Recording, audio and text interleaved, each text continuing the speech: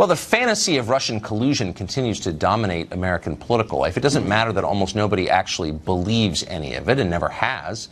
Proving non-existent collusion was never the point of the exercise. The point, obviously, was blame shifting. Hillary didn't lose the election. The political establishment wasn't completely out of touch with voters. The media weren't embarrassingly wrong about everything. Nope, none of that happened. Putin did it. It's his fault. It all began as a psychological exercise, a way for a stunned ruling class to feel better about itself in the face of humiliating loss. But from there, the Russia story became a handy way to hamstring a young and honestly disorganized administration. Has Donald Trump spent a single day in office not responding to this ludicrous conspiracy theory? Probably not. And that was by design.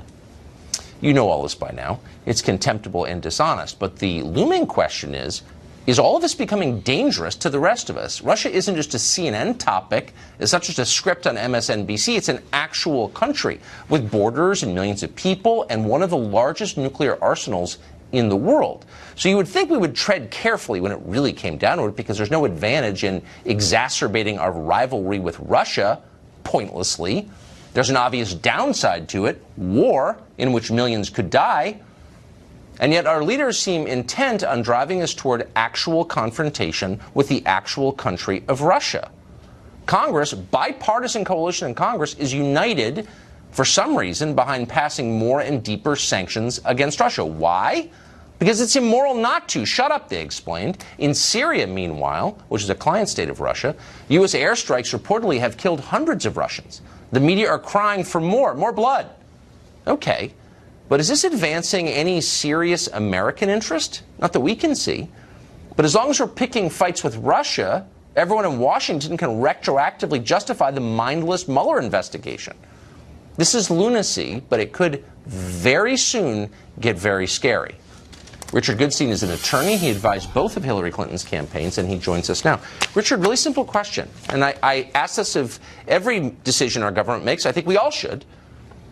What is America's national interest in confronting Russia in the way that we are? I'm going to answer that with a question and then a kind of more of an answer. Is Donald Trump acting like an innocent person as regards Russia? I wonder, let me ask you a question. Do you realize how profoundly the Trump administration has degraded the moral sense of its opponents?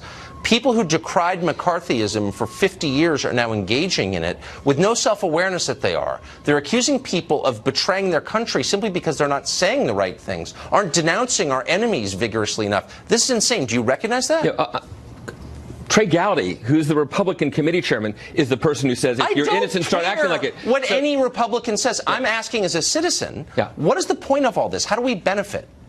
Well, there's 2 points. One, as regards Syria, we're dealing with a war criminal who I think, if left uncontained, will do more of what he's done already. Do what to us? Well, what he's doing is basically empowering others like him to say, you know what, the U.S. is kind of backtracking from doing what it has done historically, which is take on war criminals, Milosevic, etc., and every would-be war criminal in the world is kind of looking at this and going, well, I guess I can probably get away with the same kind of genocide that Assad is. We have war criminals in our own hemisphere. China is taking over Latin America and the Caribbean. Venezuela has collapsed. El Salvador is collapsing. Mexico has a drug war that's killed more people than we lost in Vietnam. The world in our hemisphere, our neighbors, contiguous countries are collapsing, and we're ignoring that for the sake of some weird war in Syria 6,000 miles from here. Does this seem a little off to you? Well, as I said to you before, because we can't deal with every incidence of war criminalization doesn't mean we have to back away from dealing with Syria. Why wouldn't we deal with Maduro in Venezuela first? Maduro destroyed a first world country, almost first world country. Well, again, I think that the Middle East is seen as more of a tinderbox. But let me ask you I want you to answer, why should I, as a taxpayer and the father of a son, draft age son, feel like this is helping my country, my people? What is this about? What's in it for us?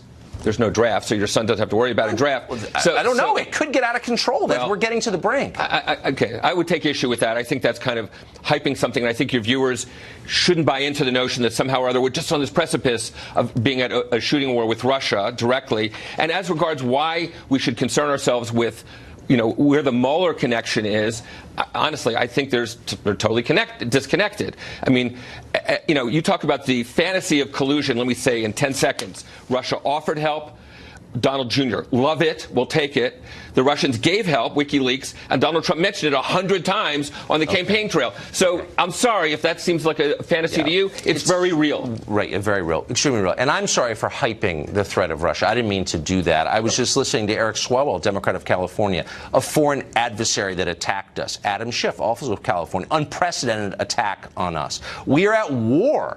An attack on our country by Russia, says Senator Ben Cardin of Maryland. Yeah. Democrats, for over a year, have told us we're at war with Russia. This is insane. Right. And now we're actually moving toward a shooting war with Russia, and they're still saying this crap. Well, what's not insane is, frankly, the characterization, which I think Dick Cheney, not a left-wing loony, kind of characterized as well, that all these attacks of Russia to undermine our democracy were the equivalent of an act of war, to undermine the integrity of our system. So now you're quoting Dick Cheney. Let me just ask you a question. If you really believe that the president likely colluded, we're at war, then why would you be against a shooting war? You're obviously in favor of this lunacy in Syria where we're taking on a war criminal, as you said. Yeah.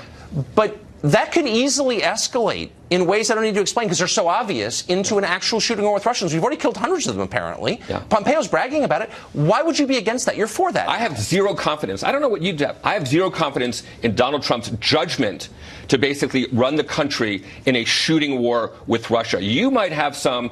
I don't. I bet even most of your viewers Why are you and other liberals, Bill Kristol, Nikki Haley, all the left in Washington, pushing Trump into war with Russia? So are we talking wag the dog? I mean, look, unless Trump has information from his military that certain action is called for, the notion that somehow he's responding to political impulses from left or right or what have you to move into Syria or to take on the Russians militarily, that's incompetent. That's the dereliction of duty. That's impeachable. You're pushing him. You're doing it on this show. Your allies are doing it on CNN, MSNBC. The whole establishment's doing it on Twitter. Fight in Syria. That's a war against Russia. That is a proxy state of Russia.